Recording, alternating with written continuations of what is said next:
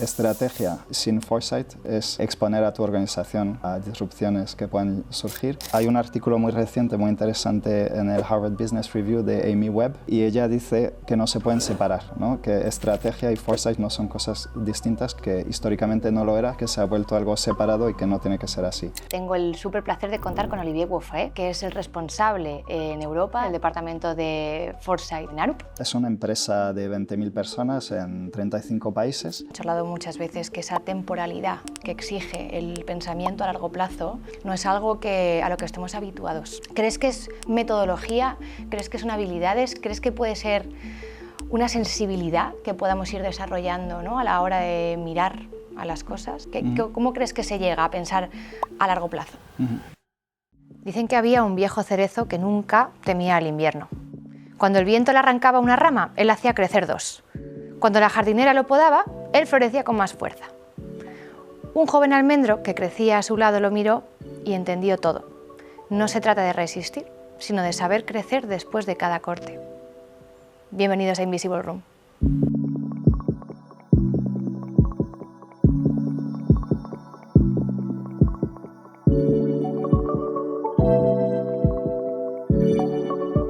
Bueno, temporada nueva, estrenamos plató. Y para este nuevo episodio tengo el súper placer de contar con Olivier Bouffaé, que es el responsable en Europa de la disciplina, ¿no?, del departamento de foresight en Arup. Es un súper placer tenerte. Muchas gracias. ¿Te gusta el nuevo set? Me encanta. Mucho mejor que fuera ahora mismo. La verdad es que con sí. La lluvia y... Sí, es verdad. Para los que nos están escuchando y viendo hoy en la grabación, pues está diluviando fuera, ¿no? O sea que sí, tiene como un tinte bastante optimista.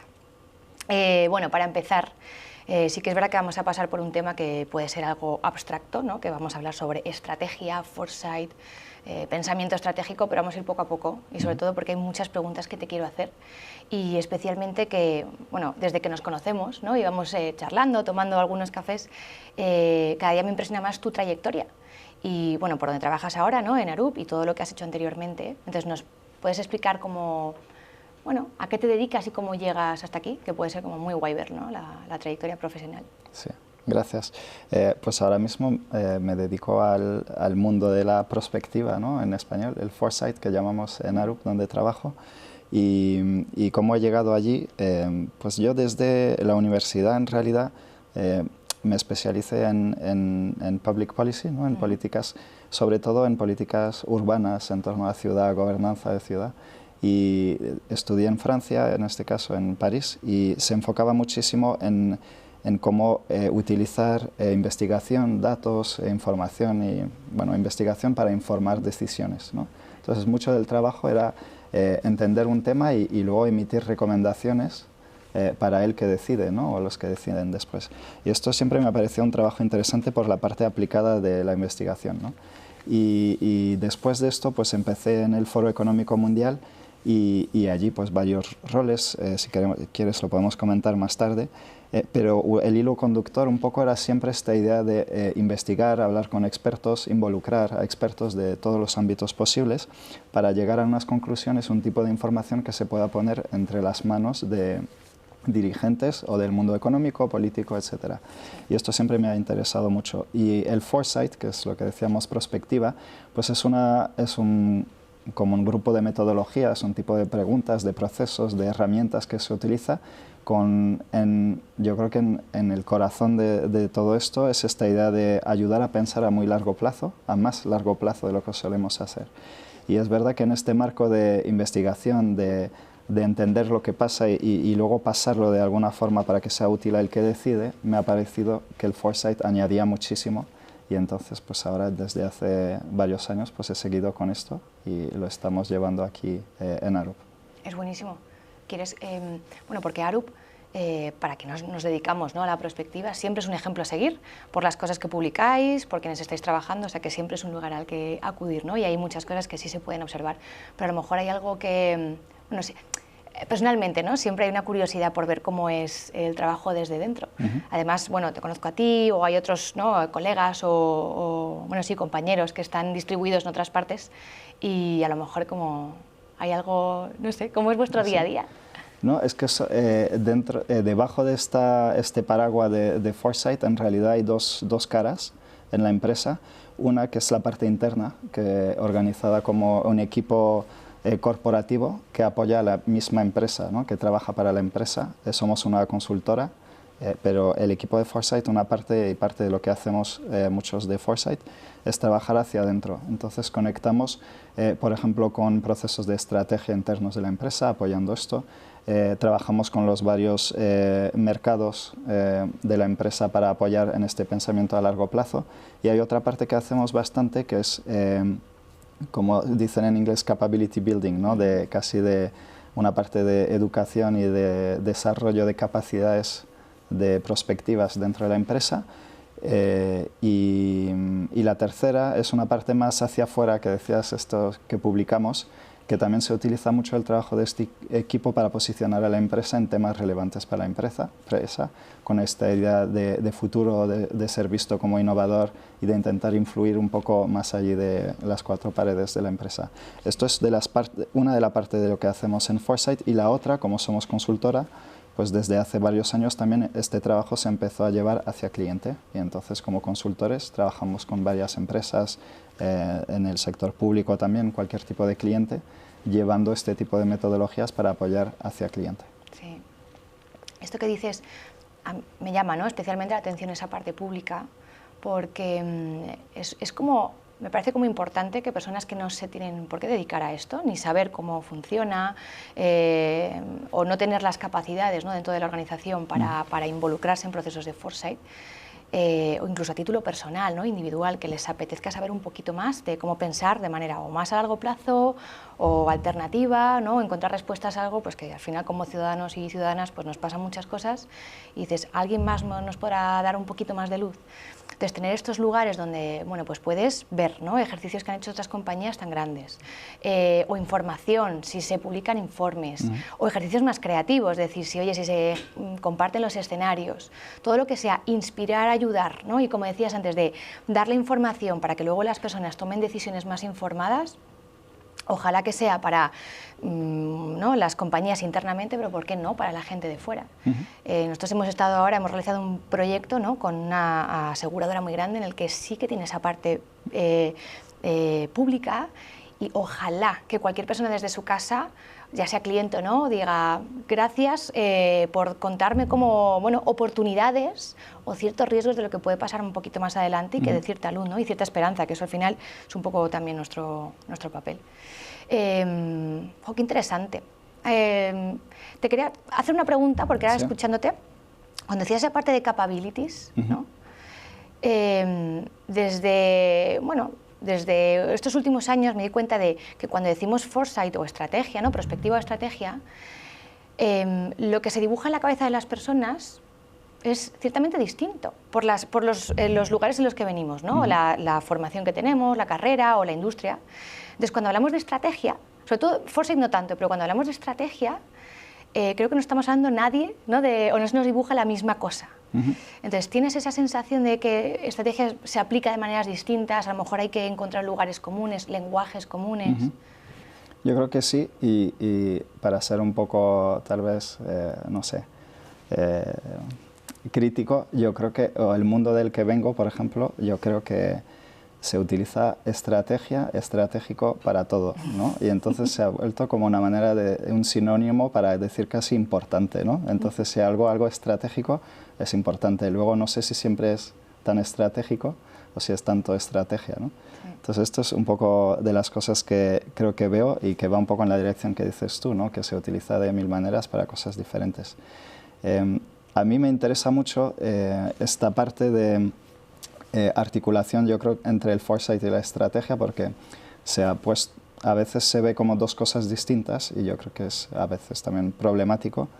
Y la idea, o sea, hay un artículo muy reciente, muy interesante en el Harvard Business Review de Amy Webb, que es una de las actualmente como personas así muy visibles y que contribuye un poco a todo esto del foresight.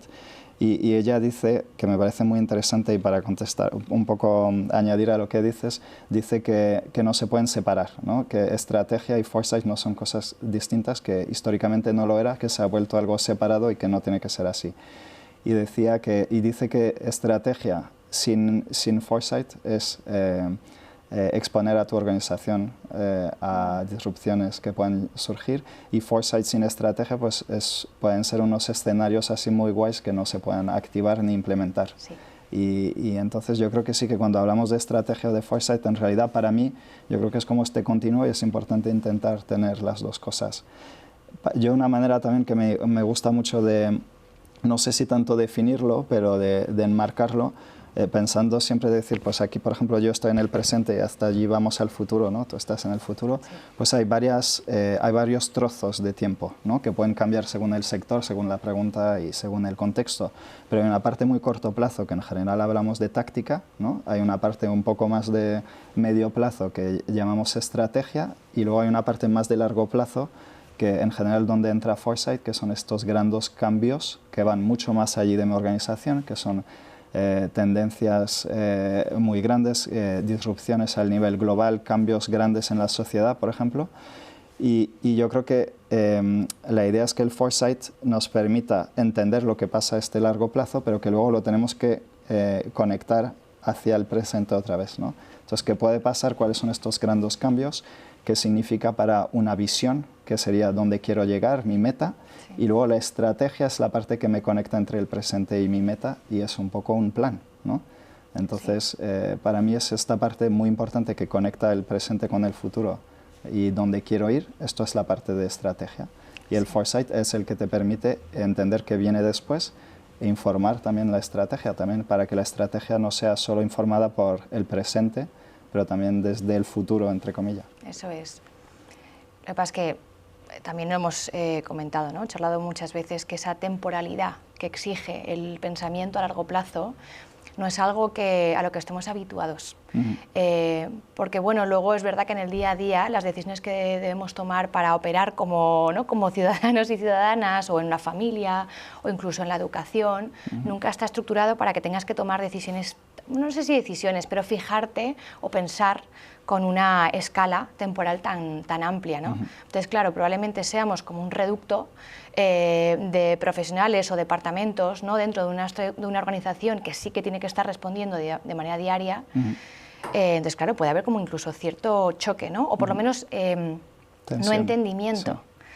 Entonces, yo por ejemplo me pregunto, y en el equipo nos preguntamos muchas veces, si para que haya ese entendimiento, ese diálogo, y que no parezcamos alienígenas, ¿no? Con vocabularios distintos ni metodologías, sino que, oye, bueno, es una forma de pensar, es estirar el pensamiento, incluso no en temporal, sino hacia los lados, ¿no? Sí. Estirarlo de verdad para fijarte en otras cosas que te ayuden a pensar de una manera más lateral. Entonces, sé que te voy a hacer una pregunta que no es fácil, pero ¿crees que es metodología? ¿Crees que son aptitudes? ¿Crees que son habilidades? ¿Crees que puede ser una sensibilidad que podamos ir desarrollando, ¿no? A la hora de mirar a las cosas? ¿Cómo crees que se llega a pensar a largo plazo? No lo hemos mencionado, y tal vez habrá diferentes puntos de vista, pero por ejemplo en el foresight del que hablamos hay esta idea muy, muy central de decir que no es predecir, no es la bola de cristal, que en realidad no sabemos. Por ejemplo, si empiezas a mirar 15, 20 años, 30 años por delante, pues yo reto que alguien venga y nos diga yo sé exactamente lo que va a pasar en A, B y C, ¿no? Entonces esta parte tenemos herramientas para predecir, si quieres, ¿no? Modelos, etcétera, que se utilizan, pero cuando llegas a estos horizontes ya hay menos evidencia, ya menos datos, y entonces ya no funciona, ¿no? Y hay una cosa que se ha visto muchísimo, es que en general las predicciones de expertos, por tan expertos que seas, fallan, ¿no? Entonces aquí es verdad que hay una parte de movilizar otro tipo de herramientas, y no solo es a veces sentarse y pensar así de manera desestructurada en el futuro. Entonces sí que la parte metodológica, que es lo que viene con foresight, pues es muy útil porque permite, para mí me parece que nos permite estructurar este proceso, este pensamiento, pero dejándolo mucho más abierto también que con unas predicciones o otro tipo de enfoques. Luego la parte metodológica, es importante, pero también hay que saber cómo se presenta y cómo se utiliza, yo creo que en cada contexto. Y lo que nos puede interesar a ti y a mí de la parte metodológica, pues no le interesa a la persona a la que nos vamos a intentar, con la que trabajamos, ¿no? Entonces yo creo que es importante, pero tampoco tiene que ser el centro y a veces está un poco por detrás. Y otra cosa para conectar y con la gente con los que trabajamos, a veces también yo creo que se esperan muchas respuestas y en realidad yo creo que a veces el valor es más de poner en la mesa otras preguntas que a veces no te estás haciendo, ¿no? Entonces el cambio de perspectiva, de, como decías tú, de abrir un poco el foco, de empujar el horizonte de tiempo, te permite preguntarte otras cosas. Y a veces abrimos muchas cosas más que cerrar y dar la respuesta porque no se puede hacer. Entonces yo creo que sí, todo esto para decir que es un trabajo muy a veces de metodologías, de conocimiento, etcétera, pero hay una parte muy, muy humana que viene con entender en qué estructura estás, con quién estás trabajando, ¿no? Unos niños jóvenes de 20 años o un directivo de una empresa, y intentar encontrar cuál es la mejor manera de influir, entre comillas, y de conectar, ¿no? Y esto, cada proyecto, cada tema, cada trabajo, pues es diferente, yo creo. Entonces hay que tener un poco esta cosa de metodología que sí que es útil, pero hay que tener bastante flexibilidad, yo creo, y un poco de la parte más soft de entender en qué me estoy moviendo y qué es lo que necesitan y cómo lo ven, en qué punto están parados y cómo... Porque hay una parte de retar, pero hay una parte de no retar demasiado porque pierdes, ¿no? Entonces, un poco, yo creo que esta parte humana, de conectar un poco casi psicológica, así es importante también. Sí. Por ejemplo, cuando ves, ¿no?, cómo evolucionamos, me incluyo, ¿no?, el equipo que trabaja y el cliente a la vez, ¿no?, cuando vamos, ¿no?, haciendo un ejercicio de foresight, de lo que...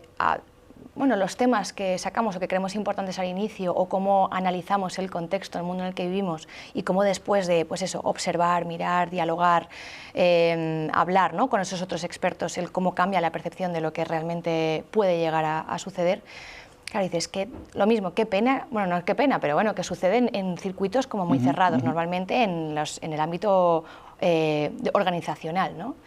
Y dices, si esta forma de pensar, ¿no?, de mirar al futuro, de proyectar, bueno, cambiar esa línea temporal, sucediese en otros lugares, por ejemplo en colegios, en otros espacios donde la gente se está formando, donde sí que puede tener, bueno, son más creativos probablemente, pues sería interesante, ¿no?, que los niños aprendiesen a pensar, ¿no?, de esa manera, a crear sus propios escenarios, visiones, o lugares, no sé, desde la ciudadanía, que sí que son... sé que ahora mismo hay muchísimas iniciativas abiertas, ¿no?, a que el Foresight se haga mucho más democrático y salga del entorno, ¿no?, de la organización. Pero ¿no lo ves como bonito, no? Sí, a mí me encanta. Y yo creo que es un poco, me encantaría verlo más, porque yo creo que no se ve mucho y hay tanto que está pasando que mucho ni me entero. Pero es verdad que yo creo que, como decías tú, ¿no?, es algo que estaba en el mundo corporativo, el mundo de la organización pública, privada, etc.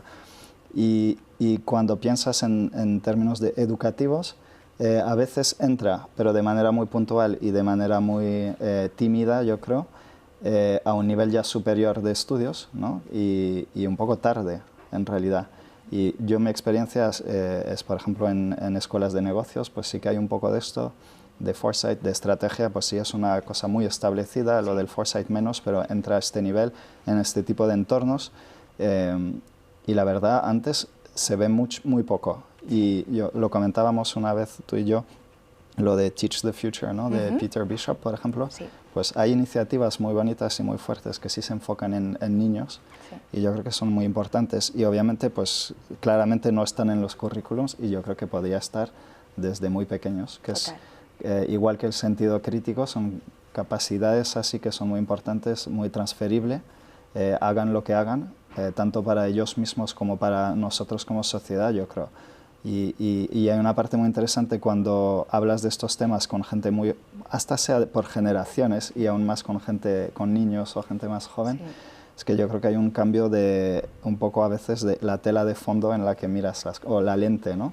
Entonces lo que surge tenemos mucho de aprender, yo creo, de lo que puede surgir de un proceso así de un niño que ha sido mucho menos formateado, etcétera.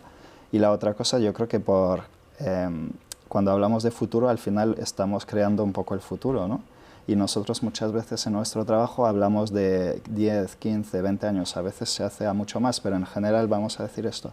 Pues estos niños son los que serán los adultos de 2040 y 2050, y por un lado tienen que ser parte también de esta discusión, ¿no? Sí.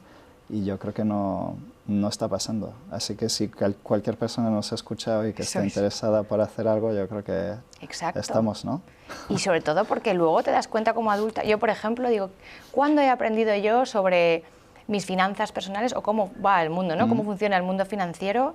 Y a lo mejor cuando tienes que tomar una decisión ya es tarde porque tenías que haberlo hecho antes, o a mí me da cierto vértigo pensar qué va a ocurrir, qué va a ser de mí en los próximos 25 años, qué puedo empezar a hacer ahora, ¿no? Para ir preparándome para un contexto cambiante. Entonces yo creo que es que no nos exponemos a pensar en esas horquillas temporales, incluso para nuestras decisiones más domésticas, da como cierto reparo. Y te quería lanzar otro tema, porque puede que sea bueno, lo primero porque el mundo no funciona así, ¿no? Es decir, nosotros pues eso, nos manejamos el día a día de lo que va a pasar de hoy para mañana, en el entorno totalmente pues, doméstico o profesional, pero muy cortoplacista.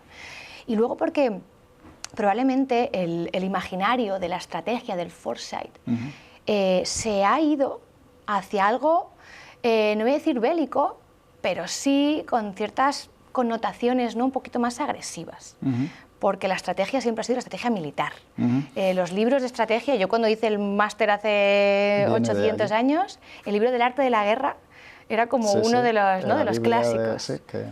Y dices, pues a lo mejor yo no, o sea, no me está hablando a mí eso no me apela, luego mi día a día, ¿no? Es como otra cosa muy distinta.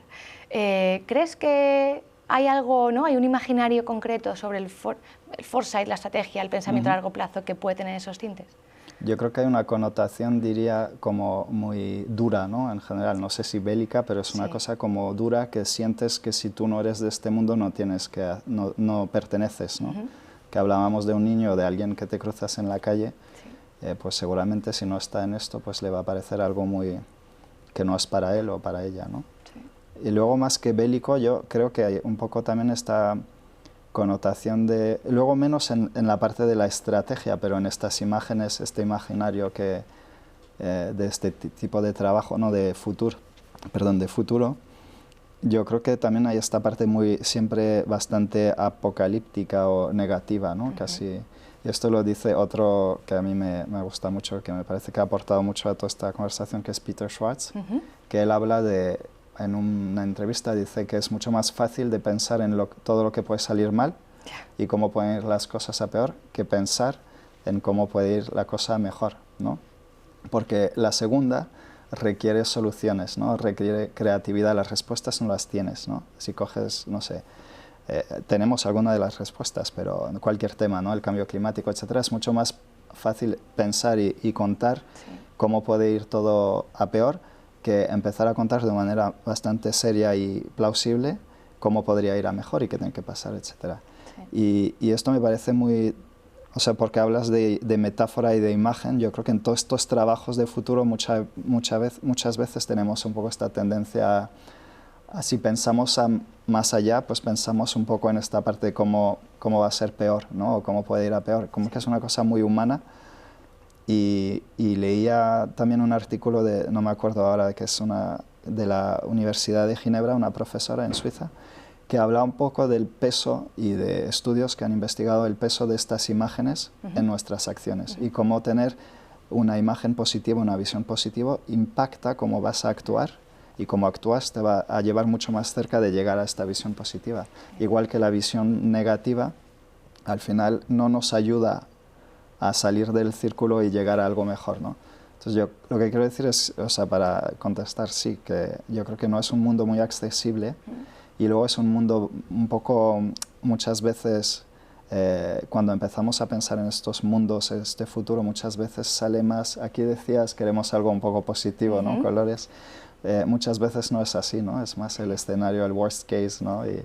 Sí. Y esto es muy grave porque yo creo que nos falta un poco esta narrativa, esta imagen que nos permita seguir adelante, ¿no? Y no es lo más obvio y hay que trabajar en esto. Y esto yo creo que es esfuerzo y requiere trabajo, ¿no? Sí. Hay cierto riesgo de caer en profecías autocumplidas cuando, ¿no?, generas visiones y sobre todo a largo plazo que tienen que unificar o orquestar a equipos, a personas, ¿no?, y a tomar esas ciertas decisiones y pasos para llegar hasta ahí. Y es verdad que, pues, que es mucho más fácil pensar o caer en esa tendencia de, bueno, todo va a salir mal, pero eso también es bastante determinista por nuestro lado. Es como, oye, se pueden tomar muchas medidas para cambiar, pero claro, hay que hacer ese ejercicio creativo. Yo creo que en el equipo tenemos como una responsabilidad de generar entornos un pelín más florecientes sin caer en lo naif, evidentemente. Eso. Somos investigadores, pero sí que aportar un poquito, ¿no?, de vitamina, ahora que está muy... Ahora me río porque ahora estas últimas semanas ha salido la conversación sobre vitamina y personas vitaminas, sin caer en la polémica, pero que sí que es verdad que, bueno, pues incide, ¿no?, o te afecta lo que tienes, lo que te cuentas, con lo que te rodea, y habrá que ver hasta qué punto. Pero te quería decir que es verdad que estos últimos años nos hemos dado cuenta de por qué no contar historias que repliquen o que den un lugar más interesante a la naturaleza, pero no entendida como paisaje, sino entendida como cómo funcionan otras especies, otros ecosistemas, cómo se regeneran, cómo salen adelante, ¿no?, cómo se organizan, que puede ser interesante para aprender algo sobre eso, ¿no?, y aplicarlo hoy en nuestro pensamiento estratégico y ver cómo podemos salir de algunas situaciones que pueden ser hoy en día un riesgo, ¿no?, o incluso una oportunidad, ¿no? Y sí que veo que hay como, pues eso, hay una forma de mirar a la naturaleza algo distinta. Y yo recuerdo que a mí me marcó muchísimo un libro de Stefano Mancuso que se llama El futuro es vegetal, que a priori no habla de nada, ni de foresight, de estrategia, ni nada por el estilo, sino que es un investigador precisamente sobre el mundo vegetal, las plantas y cómo es, ¿no?, esa inteligencia vegetal a la que a veces no hemos prestado cierta atención. Y me gustó muchísimo algo que intento aplicarlo precisamente en la estrategia que elaboro, porque dice que las plantas, a diferencia de cómo hemos generado hoy en día las organizaciones, ¿no?, piramidales, cómo hemos generado las ciudades, que muchas veces son radiales, o las estrategias, que son lineales, las plantas lo que tiene es que son una estructura, y miro a nuestras plantas, en la que si hay algo que va mal, no va por piezas, va por partes. Y si hay algo que no está funcionando, que está o enferma, o no le llega el riego, o le faltan vitaminas, puede caerse y la planta sigue viviendo. Es decir, está todo distribuido y nada es indispensable. Entonces me parece inteligentísimo, porque eso a la hora de aplicarlo en algunas estrategias, ¿no?, incluso en el diseño de la organización, evidentemente no decir que somos intercambiables, pero ¿por qué no modular? ¿Por qué no, precisamente, que no todo beba de un centro, en un núcleo del que depende todo, sino que todo tenga cierta autonomía? Y me parece muy interesante como ese pensamiento, esas nuevas inteligencias que surgen, o metáforas, para hablar de futuros, ¿no?, de formas de hacer y de vivir y de comportarnos distinta en el futuro. Yo creo que es muy útil porque yo pienso que es así, yo creo, hay un poco esta narrativa en general, pero yo creo que la compro, que tenemos que repensar un poco los modelos fundamentales de cómo operamos, cómo estructuramos, cómo creamos organizaciones, etcétera, ¿no? Es como los modelos, no se trata más de hacer simplemente más sostenibilidad, menos esto, no sé qué, que una cosa más fundamental que requiere un cambio casi en el núcleo de lo que es cómo funcionamos como sociedad, ¿no? Y yo creo que esta me encanta. No me he leído el libro, pero me parece súper interesante porque te da pistas, te da otras maneras de pensar. Había leído una vez algo que no sé si, yo creo que no es de Mancuso, que hablaba también de las plantas como, al final, cómo sobrevives y evolucionas sin la habilidad de moverte, que también es una cosa muy... que aquí, no sé si la analogía es decir que tal vez no estemos pensando tanto en si nos vamos a Marte cuando aquí ya no se pueda vivir, pero bueno, estamos aquí, ¿no? Sí. Y cómo hacemos, no sé, me parecía interesante también. Yo creo que, no sé si hay otras metáforas así del estilo, así no me viene nada en la mente, pero yo creo que son buenas porque te abren maneras de pensar un poco distintas, entonces sí que me gustó el ejemplo. Y luego, algo que a lo mejor también hemos hablado, ¿no?, muchas veces, es que está genial ¿no? inyectar esas nuevas formas, ¿no? de trabajar, mirar, pensar, ¿no? organizarnos, pero tiene que acompañarse de una estructura que te lo permita, o por lo menos un compromiso, un lugar, ¿no? o situaciones que luego eso se pueda incentivar, fomentar y que veas que tiene resultados, ¿no? que eso es un cambio de paradigma y que tiene lugar en algún sitio. Y también es como por pura curiosidad, ¿no? en Arup, porque sé que hay compañías que, bueno, pues están, ¿no? y estamos como transicionando hacia esa otra cultura de trabajo o modelos. Te puedo preguntar cómo es internamente, cómo lo hacéis para precisamente trabajar, en tu caso, ¿no? Tú y tu equipo, Sí. para que se generen esos nuevos espacios. Yo creo que estos espacios no somos todos iguales frente a esto, ¿no? Yo creo que depende de dónde estás, en qué sitio del mundo, de organización, contextos, etcétera, tenemos espacios más abiertos o menos, ¿no? No es igual para todos, pero sí que yo creo que hace falta. En el caso de Arup, yo creo que hay un elemento bastante, para mí, cuando pensamos en estos espacios, que me parece que es algo en papel, ¿no? en la estructura, pero yo creo que conecta mucho y ha permitido generar un poco comportamientos y cultura. Es una empresa de 20.000 personas en 35 países y como cualquier empresa, pues la idea es hacer negocio, ¿no? O sea, no somos una organización sin ánimo de lucro, claro, pero somos estructurados debajo de una figura que se llama Trust en Inglaterra, que es donde tenemos nuestra sede. Y esto es interesante porque es un modelo de empresa, por ejemplo, que no tiene accionista, que no tiene un propietario. Está todo en el trust, ¿no? Y está manejado por un grupo de trustees. Y lo que tiene también es que cada empleado en realidad es un poco propietario de la empresa, ¿no? De su parte. No desde un punto de vista especulativo de, por ejemplo, que pasa mucho en empresas que te dan, y que está muy bien también, no sé, que te dan una, ¿cómo se llama? Acciones, una ¿no? acción y luego pues puedes especular, ¿no? Cuando subas, si quieres la vendes, te vas, la vendes, la guardas, etc. Esto no es lo que pasa, simplemente la parte que tienes te da derecho a un poco a tu parte del profit. Pero todo esto lo digo porque, hablando de espacio, me parece que crea ya de base un espacio en el que el largo plazo es más posible, por ejemplo, porque no hay una presión de cada quarter, que hay que dar cuentas, etcétera, sube, baja la acción y hay que esto es una presión muy fuerte que muchas empresas tienen, que es un modelo y que tiene seguramente sus partes positivas, pero yo creo que esto genera un tipo de dinámica que a veces se enfoca muchísimo al corto plazo. Y nosotros es verdad que somos libres de esto en Arup por esta misma estructura y se nota muchísimo que aunque es una empresa que quiera crecer, que quiera generar dinero, este dinero va a los empleados o se reinvierte directamente en la empresa.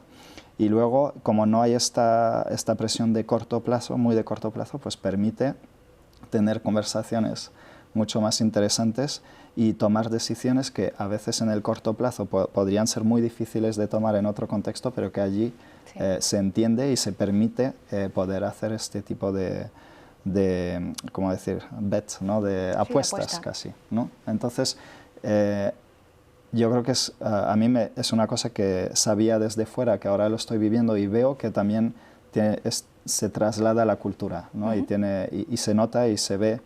Y aunque no se hable de esto, se nota en muchas decisiones a todos los niveles. Sí. Y esto yo creo que es un lujo, es verdad que no todos lo tenemos. Me parece un modelo interesante que seguramente tendrá sus límites también. No sé si es el modelo, pero vale la pena explorarlo y conocerlo, yo creo, porque tiene este impacto que yo creo que es muy positivo de crear este espacio. Sí, sí.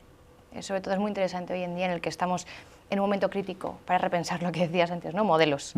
Porque, bueno, las circunstancias que se dan son críticas, entonces, ¿por qué no?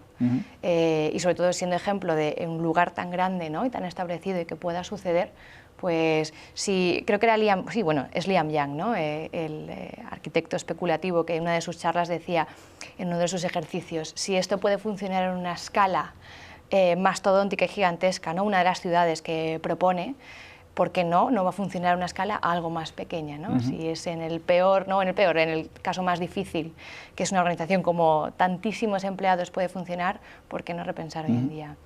Y bueno, ya en casi todos los episodios, sobre todo cuando os tengo aquí delante y es como que, ¿no?, intento sacar todo lo que sabéis y todo lo que pensáis y cómo lo hacéis, creo que también es muy útil para la gente que nos escucha referencias, que yo creo que has dado muchísimos nombres y eso, vamos, creo que se apunta ahora mismo, pero a lo mejor alguna lectura, alguna persona, algo que digas, mira, para la persona que le apetezca saber más de Foresight o de estrategia o algo que te haya acompañado a ti en tu trayectoria profesional y que te parezca como un lugar al que mirar y que te inspire.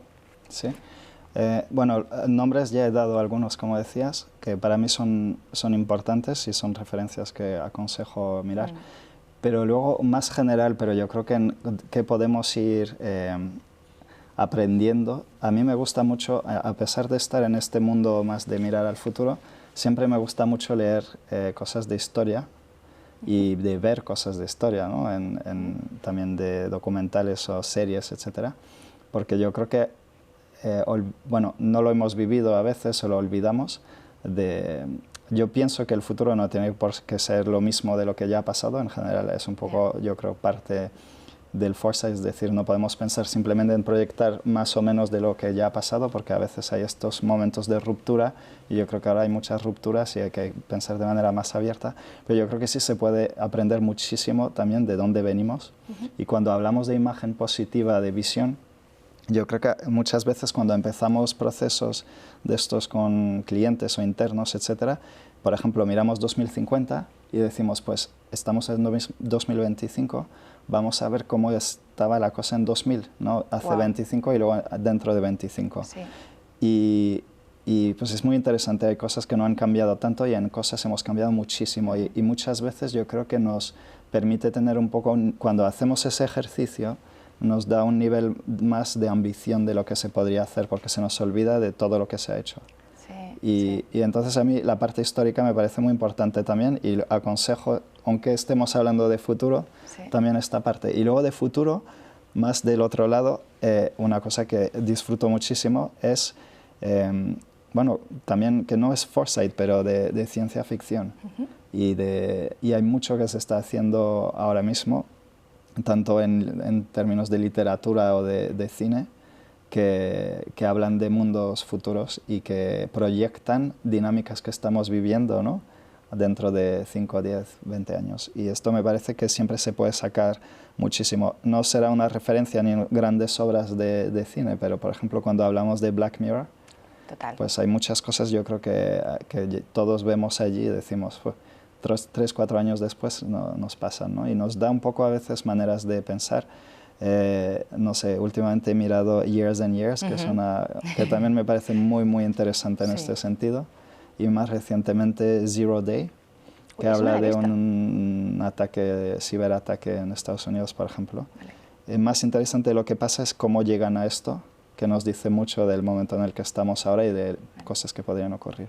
Lo que sí confirma lo que decía antes, es que es muy difícil encontrar imágenes positivas luego, porque, por ejemplo, en el cine, en esto que he mencionado, pues sí que es muy distópico, ¿no? Más que utópico. Totalmente de acuerdo. Entonces, lo que digo es simplemente, me parece tan interesante mirar cosas que no estén relacionadas puramente, teóricamente, a estrategia, foresight, y ver qué pasa, porque al final lo que nos informa son cosas de la sociedad, de la geopolítica, de la economía en el sentido amplio, y tanto del pasado como del futuro.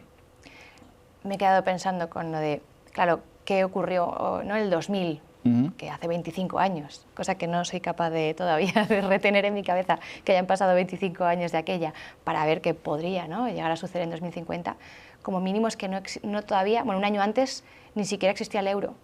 Exacto. O sea que mira el cambio tan grande y tan abrupto, ¿no?, que no estamos hablando de nuevos móviles o, en fin, que son cosas que sí que tienen unas consecuencias directas e indirectas a grandísima escala, ¿no? Y casi a nivel internacional. O sea que sí que merece la pena ver un poquito hacia atrás. Y no teníamos smartphones, por ejemplo, ¿no?, que ahora es algo que tiene un impacto en nuestras vidas en muchos sentidos, ¿no? Sí, o sea que el 2050 no se puede parecer mucho a... Seguramente se parecerá poco, ¿no? Claro. Pero, sí. Te estoy súper agradecida por la conversación, Gracias, se me ha pasado rapidísimo, la verdad. A mí también, muchas gracias. Muchas gracias por las referencias y por el peloteo, porque bueno, Es como que a mí me hace pensar mucho en, ¿no? en la práctica, en la disciplina, pero que tú dices salir un poquito de, ¿no? de los marcos, de la que es mucho más allá que metodología. Y me gusta mucho que nos hayas metido en la organización, o sea, cosa que te agradezco. Y bueno, que estoy encantada y que ha sido un placer. Yo creo que a todo el mundo le va a encantar todo lo que nos has contado. Muchas gracias, un placer también.